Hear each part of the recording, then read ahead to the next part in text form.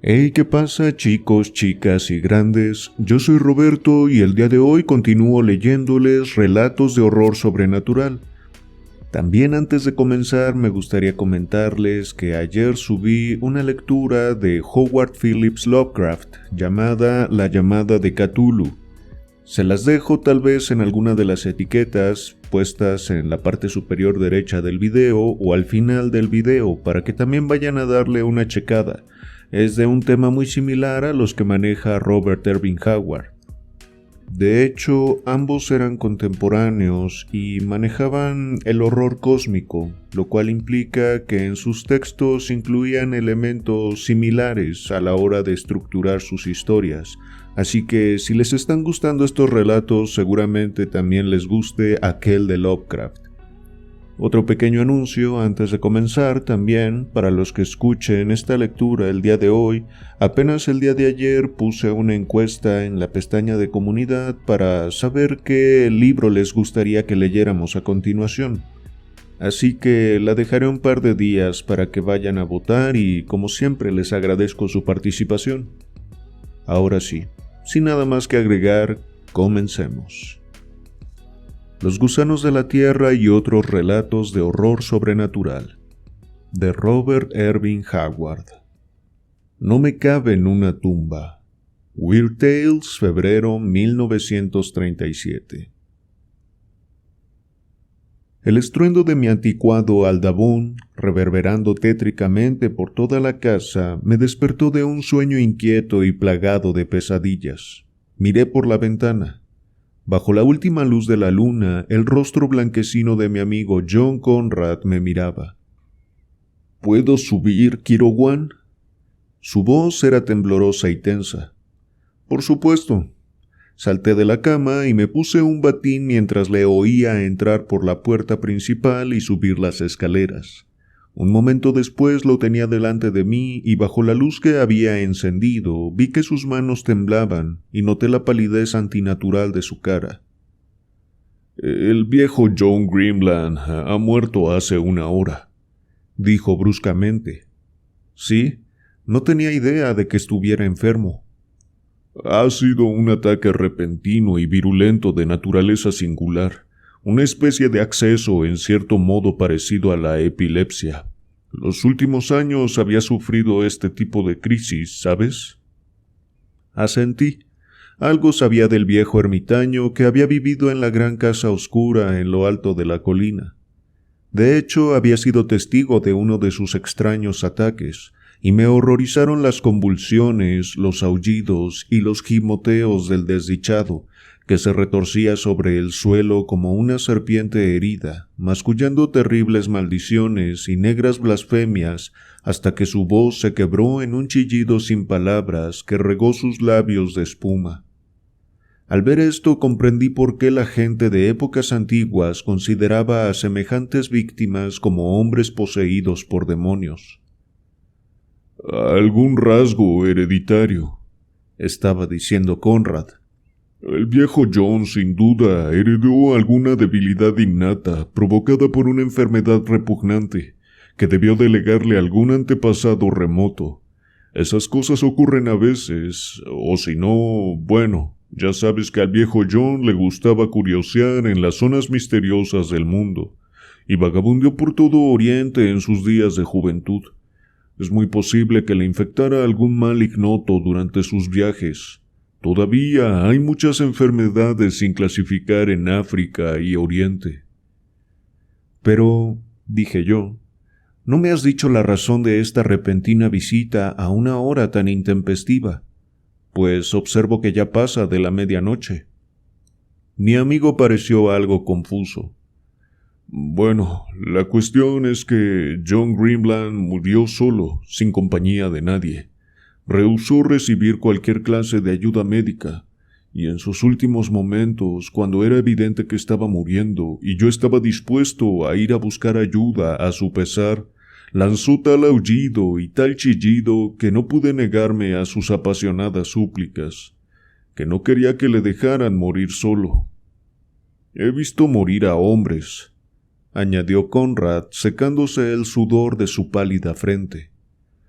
Pero la muerte de John Grimland fue la más espantosa que haya visto jamás. ¿Sufrió mucho?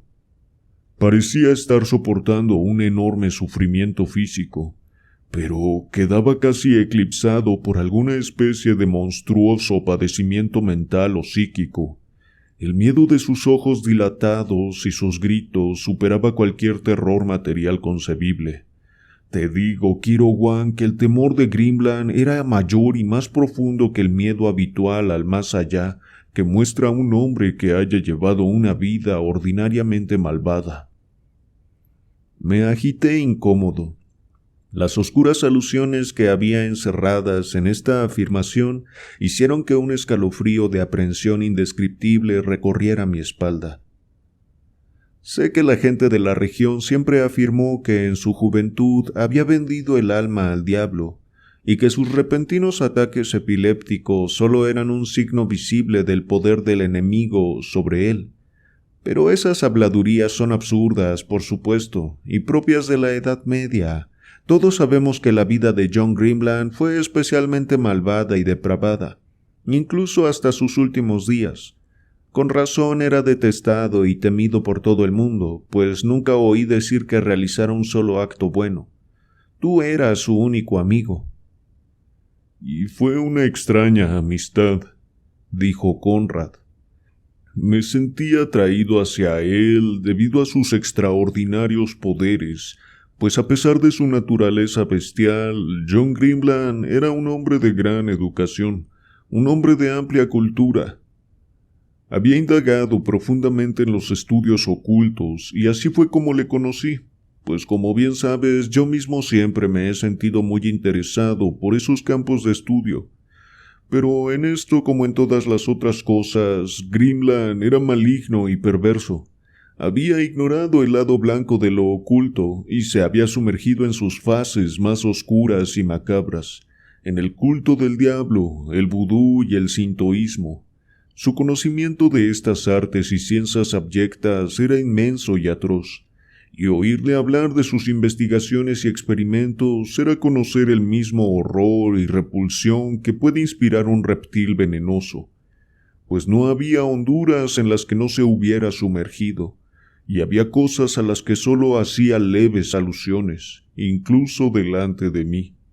Te digo, Kiro-wan, que es fácil reírse de las historias del negro mundo de lo desconocido, cuando uno está en buena compañía bajo la luz brillante del sol. Pero si hubieras estado sentado a horas inverosímiles en la extravagante y silenciosa biblioteca de John Grimland y hubieras contemplado los antiguos y mohosos volúmenes y escuchado sus espeluznantes palabras como yo, la lengua se te habría quedado reseca en el paladar con horror puro, como le pasó a la mía, y lo sobrenatural te habría parecido muy real, como me lo pareció a mí. Pero en nombre de Dios, exclamé, pues la tensión se estaba volviendo insoportable. Déjate de rodeos y dime qué quieres de mí. Quiero que me acompañes a casa de John Grimland y me ayudes a cumplir sus extravagantes instrucciones respecto a su cadáver. Yo no tenía afición por la aventura, pero me vestí apresuradamente, estremecido por un escalofrío fugaz de premonición. Una vez vestido, seguí a Conrad fuera de la casa y por el camino silencioso que conducía hasta la morada de John Grimland. El camino ascendía a la colina, y todo el tiempo, al mirar hacia arriba y hacia adelante, podía ver la enorme y macabra casa, apostada como un pájaro maligno sobre la cima de la colina, recostándose contra las estrellas. Hacia el oeste palpitaba una única y pálida mancha roja, donde la luna joven acababa de desaparecer de la vista más allá de las bajas colinas negras. La noche entera parecía llena de una maldad amenazadora, y el roce persistente de unas alas de murciélago en algún lugar por encima de nosotros provocó que mis tensos nervios dieran sacudidas. Para ahogar el rápido golpeteo de mi propio corazón, dije: ¿compartes la creencia de tantos otros de que John Grimland estaba loco? Avanzamos varios pasos antes de que Conrad respondiera, aparentemente con una extraña reticencia. Excepto por un único incidente, diría que jamás hubo un hombre más cuerdo. Pero una noche en su estudio pareció romper repentinamente todos los límites de la razón. Había disertado durante horas sobre su tema favorito, la magia negra, cuando repentinamente gritó mientras su cara se iluminaba con un extraño resplandor atroz. ¿Por qué te cuento estas niñerías? Estos rituales vudú, estos sacrificios cinto, las serpientes emplumadas, los machos cabríos sin cuernos, los cultos del leopardo negro. Bah, son polvo y escoria que se lleva el viento, heces del auténtico desconocido, de los profundos misterios. Son meros ecos del abismo. Podría contarte cosas que harían añicos tu insignificante cerebro. Podría susurrar a tu oído nombres que te secarían como a un hierbajo quemado. ¿Qué sabes de Yog-Sothoth, de Catulos y las ciudades hundidas? Ninguno de estos nombres aparece ni siquiera incluido en tus mitologías, ni en tus sueños has atisbado las negras murallas ciclópeas de Kot, o has temblado bajo los vientos nocivos que soplan procedentes de Yugot. Pero no te aniquilaré con mi negra sabiduría. No puedo esperar que tu cerebro infantil soporte lo que el mío contiene. Si fueras tan viejo como yo, si hubieras visto como yo he visto reinos desmoronarse y generaciones perecer, si hubieras cosechado como si fueran grano maduro los secretos oscuros de los siglos. Estaba desvariando. Su cara violentamente iluminada apenas conservaba una apariencia humana, y de pronto, notando mi evidente perplejidad, estalló en una horrible carcajada cacareante. ¡Dios!, gritó con una voz y un acento que me resultaron desconocidos. Me temo que te he asustado, y por cierto que no es de extrañar, siendo tú como eres un salvaje desnudo en lo tocante a las artes de la vida. ¿Crees que soy viejo, Bueno, patán boquiabierto, te morirás al instante si te dijera cuántas generaciones del hombre he conocido.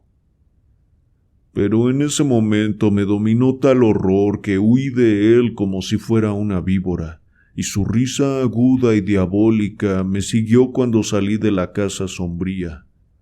Unos días después recibí una carta disculpándose por sus modales y achacándolos con demasiada franqueza, a las drogas. No le creí, pero tras ciertos titubeos reanudé nuestras relaciones. Parece una auténtica locura, musité. Sí, admitió Conrad dubitativo. Pero, Kirowan, ¿has visto alguna vez a alguien que conociera a John Grimland en su juventud? Agité la cabeza. Me he tomado muchas molestias para indagar sobre él discretamente, dijo Conrad. Ha vivido aquí durante 20 años, con excepción de sus misteriosas ausencias, a veces de varios meses seguidos.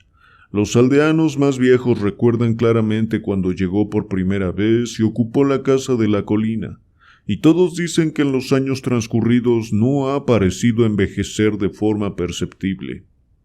Cuando llegó aquí tenía el mismo aspecto que tiene ahora, o que tenía hasta el momento de su muerte, con la apariencia de un hombre de unos 50 años.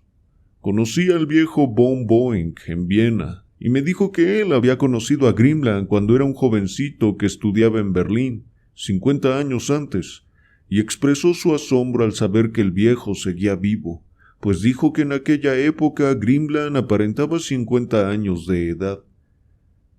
Lancé una exclamación incrédula al ver hacia dónde apuntaba la conversación. Tonterías, el profesor von Boeing tiene más de 80 años y está expuesto a los errores de la edad. Ha confundido a este hombre con otro. Pero mientras hablaba, mi piel se tensaba de forma desagradable y el vello de mi nuca se erizaba. Bueno, dijo Conrad encogiéndose de hombros. Ya hemos llegado a la casa. La enorme estructura se erguía amenazadoramente ante nosotros, y al alcanzar la puerta principal, un viento errante gimió a través de los árboles cercanos, y me asusté tontamente al volver a oír el batir fantasmal de las alas de murciélago.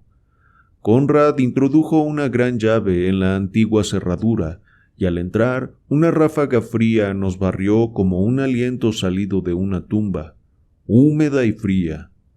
Sentí un escalofrío. Nos abrimos paso a tientas a través de un vestíbulo negro hasta llegar a un estudio, donde Conrad encendió una vela, pues en la casa no había lámparas de gas ni eléctricas. Miré a mi alrededor temiendo lo que pudiera revelar la luz, pero la habitación atestada de tapices y muebles extravagantes estaba vacía, excepto por nosotros dos. ¿Dónde está?», pregunté con un susurro ronco emitido por una garganta reseca. «Arriba», contestó Conrad con voz grave, revelando que el silencio y el misterio de la casa también le habían sobrecogido. «Arriba, en la biblioteca, donde murió». Eché un vistazo involuntario hacia arriba. En algún lugar sobre nuestra cabeza, el solitario amo de esta casa macabra estaba tumbado en su sueño final, silencioso, la cara blanca detenida en una máscara sonriente de la muerte. El pánico me dominó y luché por recuperar el control. Al fin y al cabo, era solamente el cadáver de un viejo perverso que ya no podía hacer daño a nadie. Este argumento sonó hueco en mi cabeza como las palabras de un niño asustado que intenta reafirmarse. Me volví a Conrad. Se había sacado de un bolsillo interior un sobre amarillento por la edad. «Esto», dijo, extrayendo del sobre varias páginas de pergamino amarillento, escrito con letra apretada. «Es la última voluntad de John Grimland, aunque solo Dios sabe cuántos años hace que fue escrito. Me lo dio hace 10 años, inmediatamente después de regresar de Mongolia. Fue poco después de aquello cuando sufrió su primer ataque. Me dio este sobre sellado y me hizo jurar que lo escondería con cuidado y que no lo abriría hasta que hubiera muerto, momento en que tendría que leer su contenido y seguir las instrucciones de manera precisa. Aún más, me hizo jurar que dijera lo que dijese o hiciera después de darme el sobre, seguiría adelante en el cumplimiento de sus primeras órdenes. Pues, había dicho con una temible sonrisa, la carne es débil, pero yo soy un hombre de palabra, y aunque en un momento de debilidad pudiera desear retractarme, como creo que podría ocurrir, ahora ya es demasiado tarde. Puede que nunca lo entiendas, pero tienes que hacer lo que te he dicho». «¿Y bien?». «Y bien». Conrad volvió a secarse la frente. Esta noche, mientras se retorcía en sus estertores finales, sus aullidos indistinguibles se mezclaron con frenéticas advertencias, en las que me decía que le llevara el sobre y lo destruyera ante sus ojos. Mientras gimoteaba de aquella manera, consiguió incorporarse sobre los codos, y con los ojos abiertos y el pelo erizado en la cabeza, me gritó de una forma capaz de helar la sangre en las venas. Me chillaba que destruyera el sobre, que no lo abriera, y una vez aulló en su delirio que hiciera pedazos su cuerpo y que desperdigase los trozos a los 4 vientos. Una incontrolable exclamación de horror escapó de mis labios resecos. «Por último», prosiguió Conrad, «cedí. Al recordar sus órdenes de 10 años antes, al principio me mantuve firme, pero al fin, a medida que sus berridos se volvían insoportablemente desesperados, me volví para ir a buscar el sobre, aunque eso significaba dejarle solo. Pero al volverme, con una última convulsión en la que una espuma salpicada de sangre manó de sus labios resecos, la vida escapó de su cuerpo retorcido». Manoseó torpemente el manuscrito. «Voy a cumplir mi promesa», Las instrucciones que aquí se dan parecen fantásticas y puede que sean el capricho de una mente desordenada, pero le di mi palabra. En resumen, consisten en que sitúe su cadáver sobre la gran mesa de ébano de su biblioteca, con 7 velas negras ardiendo a su alrededor. Las puertas y las ventanas tienen que estar firmemente cerradas y aseguradas. Entonces, en la oscuridad que precede al alba, tengo que leer el encantamiento o hechizo que se contiene en un sobre sellado más pequeño que está dentro del primero y que aún no he abierto. ¿Y eso es todo?, exclamé. ¿No hay ninguna instrucción respecto a cómo disponer de su fortuna, sus propiedades o su cadáver? Nada.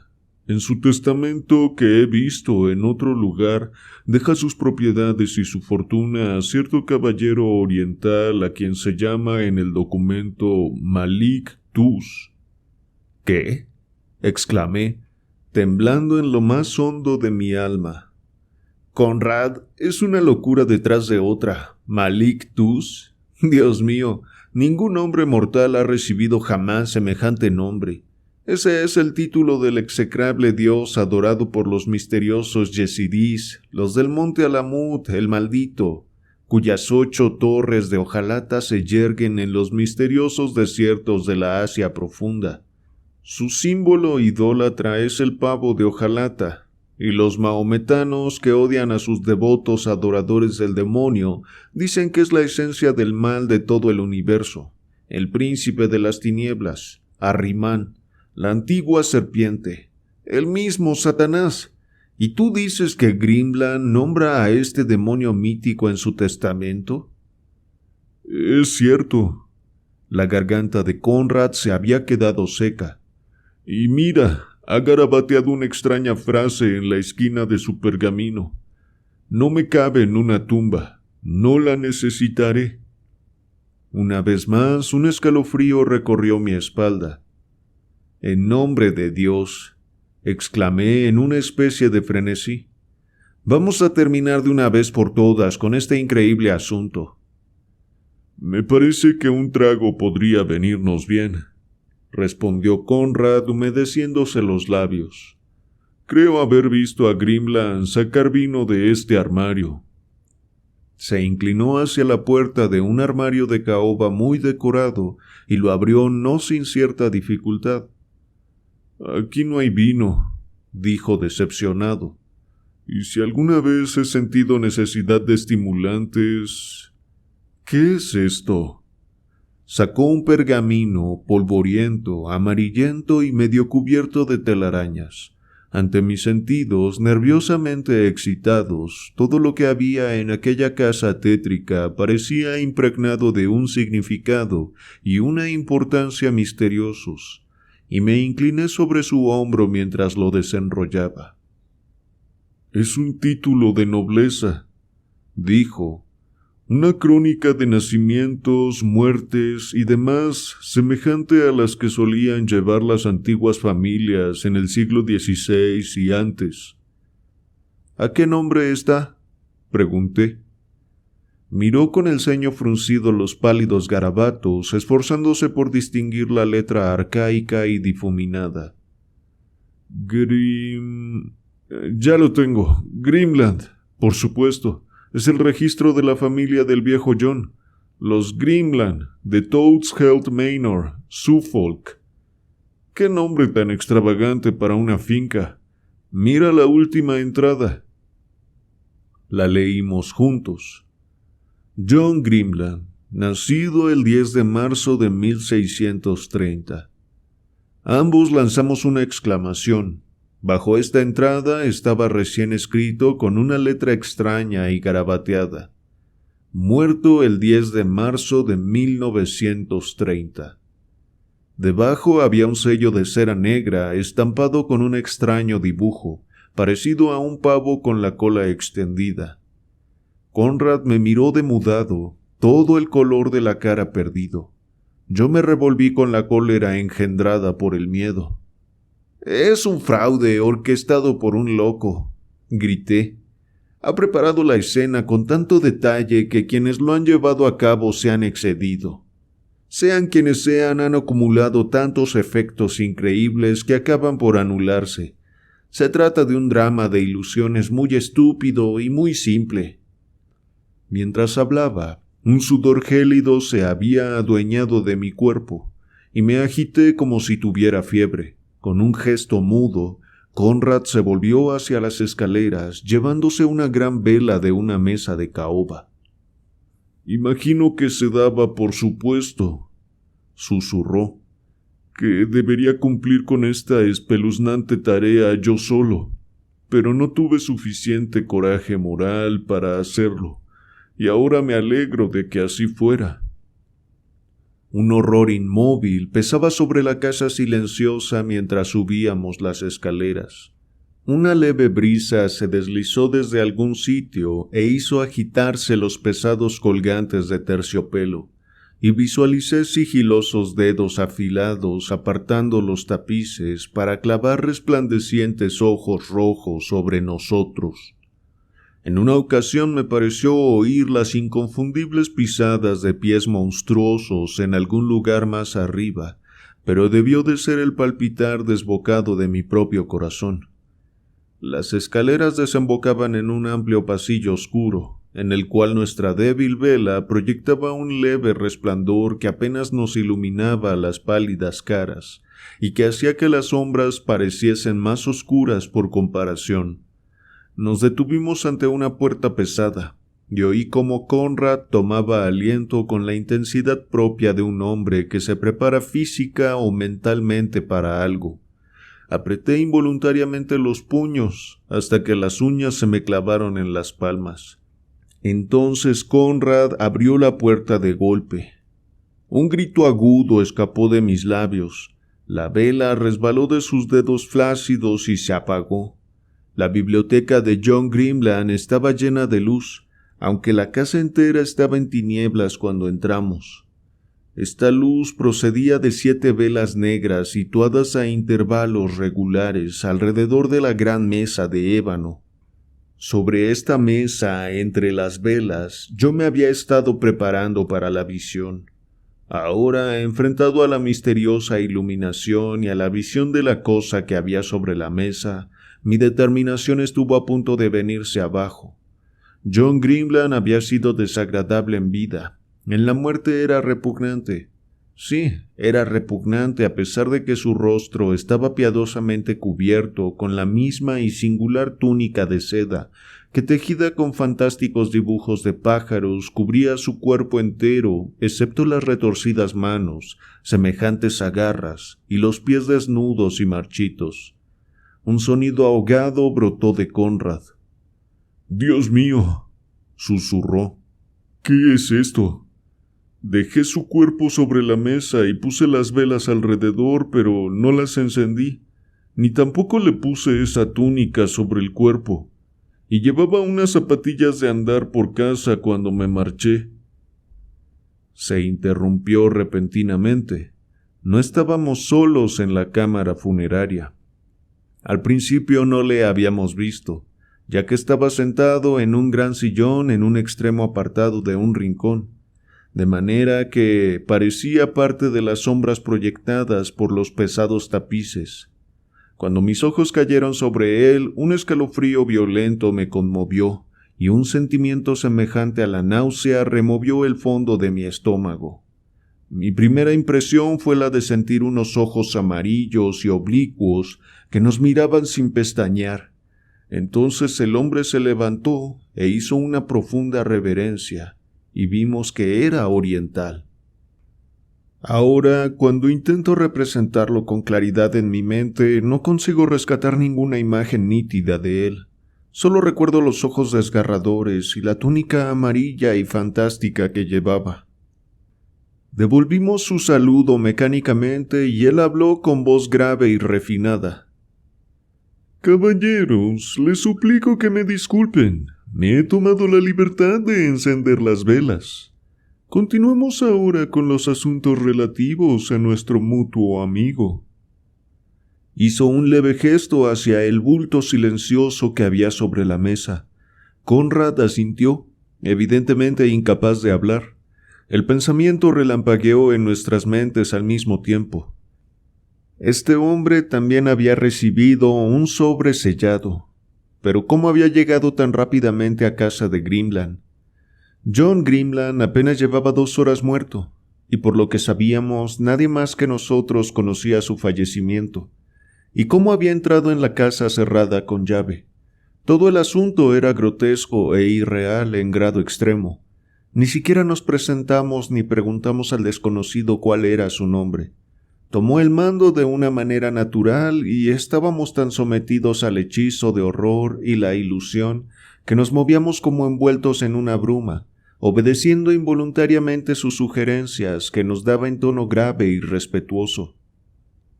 Acabé en pie al lado izquierdo de la mesa, mirando por encima de su macabra carga a Conrad. El oriental estaba en pie con los brazos cruzados y la cabeza inclinada a la cabecera de la mesa. Y en aquel momento no me pareció extraño que él estuviera en pie allí, en vez de Conrad, que era quien tenía que leer lo que había escrito Grimland. Mi mirada se desviaba hacia la figura bordada con seda negra que había en el pecho de la túnica del desconocido. Una curiosa figura que se asemejaba en parte a la de un pavo y en parte a la de un murciélago o un dragón volador. Observé con sorpresa que el mismo dibujo estaba bordado en la túnica que cubría el cadáver. Habíamos echado la llave a la puerta y también habíamos cerrado las ventanas. Conrad, con manos temblorosas, abrió el sobre interior y desplegó los pergaminos que contenía. Estas hojas parecían mucho más antiguas que las que contenían las instrucciones dejadas a Conrad en el sobre mayor. Conrad empezó a leer con una voz monótona que tuvo un efecto hipnótico sobre mí, de manera que a veces las velas se apagaban ante mi mirada y la habitación y sus ocupantes ondulaban extraños y monstruosos, velados y distorsionados como una alucinación. La mayor parte de lo que leyó era una cháchara indistinguible. No significaba nada, pero su mero sonido y su estilo arcaico me llenaron de un horror intolerable. Por el contrato registrado en otro lugar, yo, John Grimland, juro por el nombre del sin nombre mantener la fe inquebrantable. Por lo tanto, escribo ahora con sangre las palabras que me han sido transmitidas en esta cámara macabra y silenciosa, en la ciudad muerta de Kot, donde ningún hombre mortal excepto yo ha podido llegar. Estas mismas palabras las escribo ahora yo mismo para que sean leídas sobre mi cuerpo en el momento destinado, de manera que se cumpla mi parte del trato, que acepté por mi libre voluntad y conocimiento, en perfecto estado de lucidez mental y a la edad de 50 años en este año del Señor de 1680. Aquí empieza el encantamiento. Antes de que existiera el hombre, existieron los antiguos, e incluso su Señor habitó entre las sombras en las cuales, si un hombre ponía el pie, podría no regresar sobre sus pasos. Las palabras se mezclaron con una cháchara bárbara cuando Conrad tropezó con un idioma desconocido, una lengua que sugería remotamente el fenicio, pero que se estremecía con el matiz de una espantosa antigüedad que excedía a la de cualquier lengua del mundo que pudiera recordarse. Una de las velas tembló y se apagó. Hice un gesto para volver a encenderla, pero un movimiento del oriental silencioso me detuvo. Sus ojos me abrazaron y luego volvieron a dirigirse a la figura inmóvil de la mesa. El manuscrito había regresado a su inglés arcaico. Y el mortal que alcance las ciudadelas negras de Kot y hable con el Señor Oscuro, cuyo rostro está escondido, a cambio de un precio podrá obtener aquello que más desee, riquezas y conocimientos que excedan lo conmensurable, y vida más allá de la duración mortal en hasta 250 años. Una vez más, la voz de Conrad derivó hacia guturales desconocidas. Se apagó otra vela. Que los mortales no titubeen cuando se aproxime la hora del pago y los fuegos del infierno rodeen su esencia en señal de que hay que ajustar las cuentas, pues el príncipe de las tinieblas siempre se cobra sus deudas al final, y no se le puede engañar. Lo que hayas prometido, eso habrás de entregar. Auganta Neshuba. Al oír la primera sílaba del bárbaro párrafo, una fría mano de terror apretó mi garganta. Mis frenéticos ojos se dirigieron a las velas y no me sorprendió ver cómo se apagaba otra. Pero no había rastro de ninguna ráfaga que agitase las pesadas colgaduras negras. La voz de Conrad osciló, se llevó la mano a la garganta, callándose momentáneamente. Los ojos del oriental no se alteraron. Entre los hijos del hombre se deslizan sombras extrañas eternamente. Los hombres ven las huellas de las garras, pero no los pies que las dejan. Sobre las almas de los hombres se extienden grandes alas negras. Solo hay un amo negro, aunque los hombres le llaman Satanás y Belcebú y Apolión y Arrimán y Malictus. Tinieblas de horror me rodearon. Apenas percibía la voz de Conrad que seguía sonando monocorde, tanto en inglés como en aquella otra lengua espantosa cuyo horrible sentido apenas me atrevía a imaginar, y con el miedo desnudo aferrándome el corazón, vi cómo las velas se apagaban una tras otra, y con cada una, a medida que la penumbra se oscurecía a nuestro alrededor, mi pavor crecía. No podía hablar, no podía moverme. Mis ojos dilatados estaban fijos con torturada intensidad en la vela restante.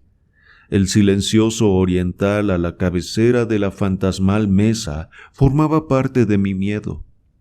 No se había movido ni hablado, pero bajo sus párpados caídos, sus ojos ardían con su triunfo diabólico.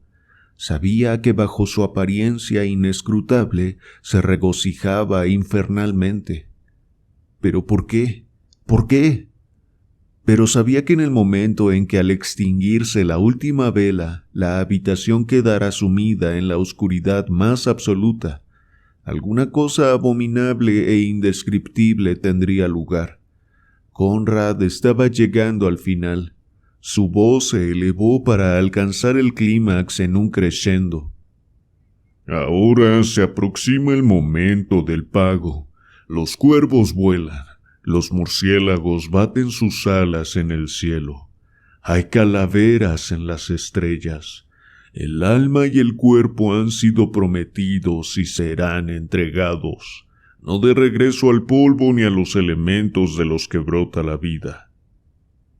La vela tembló ligeramente. Intenté gritar, pero mi boca se abrió en un gemido sin sonido. Intenté huir, pero permanecí paralizado, incapaz incluso de cerrar los ojos. El abismo se abre y hay que pagar la deuda. La luz flaquea, las sombras crecen. No hay más Dios que el mal. No hay más vida que la oscuridad. No hay más esperanza que la condena. Un gruñido hueco resonó en la habitación. Parecía proceder de la cosa cubierta con la túnica que había encima de la mesa. La túnica se agitó convulsivamente. ¡Oh, alas de la negra oscuridad! Me sobresalté violentamente. Un leve crujido sonó en las sombras crecientes. ¿El agitar de las oscuras colgaduras? Parecían alas gigantescas frotándose. ¡Oh, ojos rojos de las sombras! Lo que se ha prometido, lo que está escrito en sangre se ha cumplido. La luz está envuelta en la oscuridad. Kot. La última vela se apagó repentinamente, y un escalofriante grito inhumano que no surgió ni de mis labios ni de los de Conrad estalló de forma intolerable. El horror me bañó como una ola negra y gélida. En la ciega oscuridad me oí gritar terriblemente. Entonces, con un remolino y una gran ráfaga de aire, algo barrió la habitación, haciendo volar las colgaduras y estrellando las sillas y las mesas contra el suelo. Durante un instante, un hedor insoportable nos abrazó las narices. Una risita grave y repugnante se burló de nosotros en la oscuridad. Después el silencio cayó como una mortaja. No sé cómo. Conrad encontró una vela y la encendió. El débil resplandor nos reveló la habitación en un desorden terrible. Nos mostró los rostros fantasmales de ambos y nos enseñó la mesa de ébano. Vacía.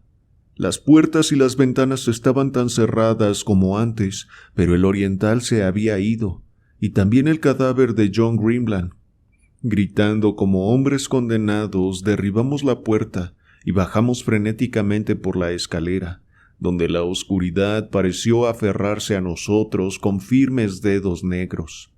Mientras llegábamos tambaleándonos al vestíbulo inferior, un horripilante resplandor atravesó la oscuridad y el olor de la madera ardiendo nos llenó las narices. La puerta de la calle resistió un momento nuestro frenético asalto, y luego cedió y nos arrojamos a la luz de las estrellas en el exterior. Detrás de nosotros las llamas estallaron con un rugido mientras corríamos colina abajo. Conrad miró por encima del hombro, se detuvo repentinamente, se giró y agitó los brazos como un loco y gritó: «Vendió el alma y el cuerpo a Malik Tus, que es Satanás, hace 250 años. Esta era la noche del pago. Y Dios mío, mira, mira, el enemigo ha reclamado lo suyo». Miré, paralizado por el terror. Las llamas habían envuelto la casa entera con devastadora rapidez, y ahora la enorme construcción se recortaba contra el cielo sombrío como un infierno carmesí. Y por encima del holocausto flotaba una gigantesca sombra negra, parecida a la de un murciélago monstruoso, y de su oscura zarpa colgaba una pequeña cosa blanca, parecida al cuerpo de un hombre que pendía inerte. Entonces, mientras gritábamos horrorizados, desapareció, y nuestra aturdida mirada solo encontró las paredes temblorosas y el tejado ardiente que se desmoronaba sobre las llamas con un rugido estremecedor. Bueno, chicos, chicas, hasta acá la lectura de hoy.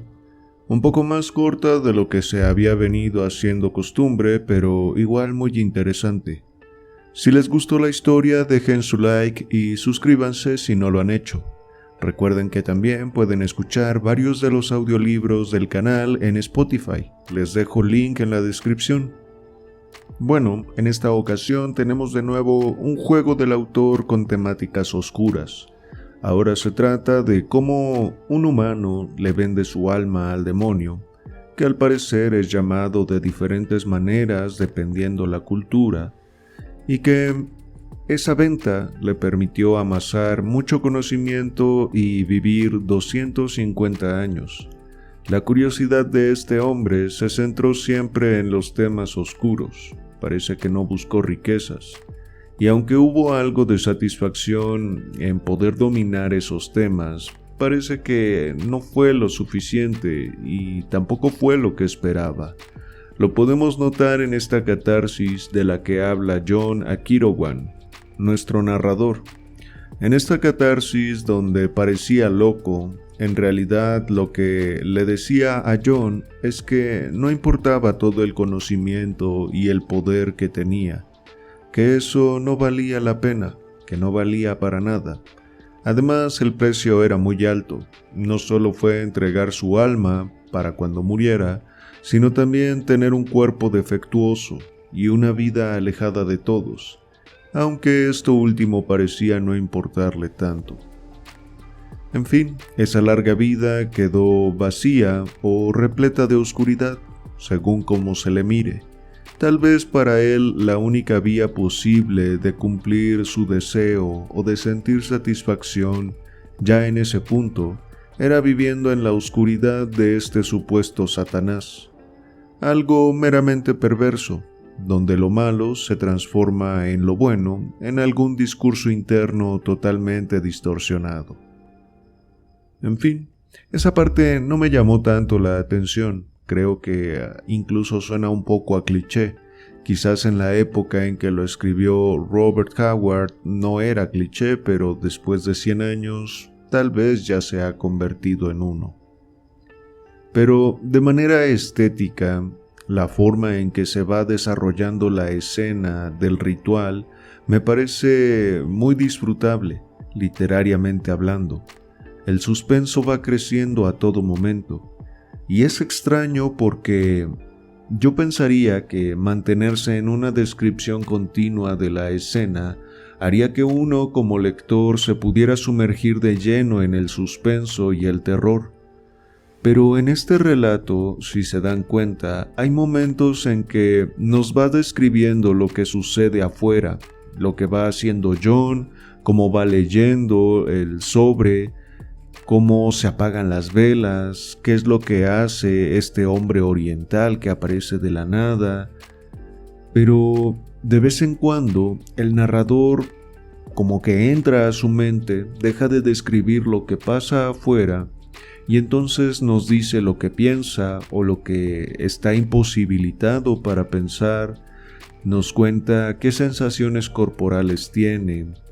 Estas intervenciones yo las hubiera pensado como interrupciones en ese crecimiento y desarrollo del suspenso, pero creo que tienen más bien un efecto contrario. Creo que esas intervenciones van enriqueciendo el suspenso. Es un poco similar en este sentido a uno de los primeros cuentos del libro. Tal vez lo recuerden, se llama La serpiente del sueño. En aquel relato, de igual manera, el narrador hacía intervenciones para decir qué sensaciones corporales tenía, mientras el protagonista iba relatando su experiencia.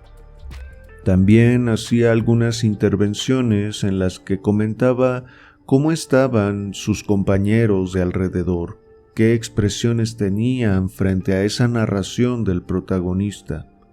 Creo que en ese relato el autor utiliza este recurso de una manera más sutil, pero aquí tampoco es que abuse de ese recurso, pero al menos se hace más evidente. El clímax de la historia y de ese suspenso que se fue desarrollando desde el principio del relato, a mi parecer fue cuando John ya estaba leyendo lo escrito en el segundo sobre y cómo Kirawan solo veía las velas apagarse mientras el discurso avanzaba, mientras escuchaba ese rumor de alas de murciélago que venía de alguna parte, mientras veía las expresiones de ese oriental extraño. En fin, me parece un relato digno como para un cortometraje. Creo que la historia se va contextualizando mientras se desarrolla. No tiene que hacerlo como a manera de introducción. Los personajes no necesitan tener mucha profundidad en su personalidad, es decir, no necesitamos conocerlos a fondo.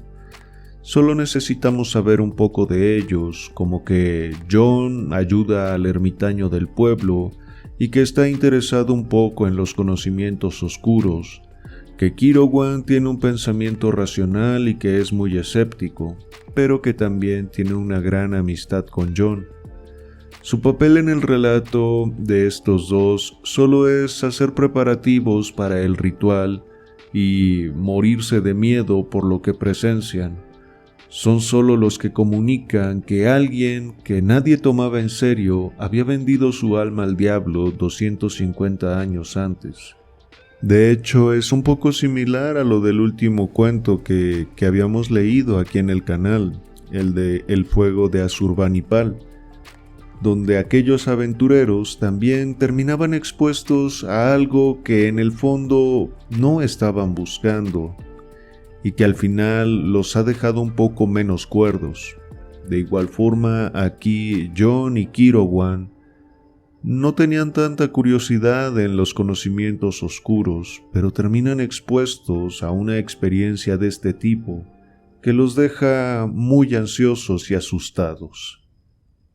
Bueno, Chicos, chicas, hasta aquí el video de hoy. Solo nos restan 3 historias de esta compilación, pero no olviden ir a votar a la encuesta en la pestaña de comunidad para elegir el libro que leeremos a continuación. Para mí ha sido un placer leerles como siempre. Nos vemos.